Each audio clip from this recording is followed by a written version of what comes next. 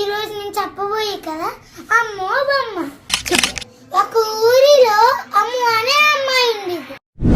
అమ్ము ఒక రోజు నడుచుకుని వెళ్ళేటప్పుడు ఒక బొమ్మ కనిపించింది. నచ్చి అమ్ము ఇంటికి పట్టుకెళ్ళింది.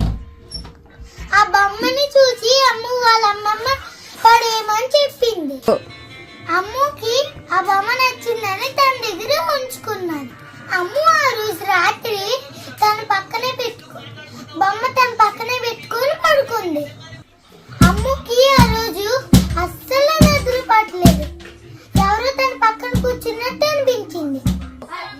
అమ్ముకి భయం వేసి గట్టిగా అరిచింది. వాళ్ళ అమ్మమ్మ తన దగ్గరకు వచ్చింది. వాళ్ళ అమ్మమ్మ ఏమైందని అడిగింది. తన పక్కకి ఏమో వచ్చిందని చెప్పింది.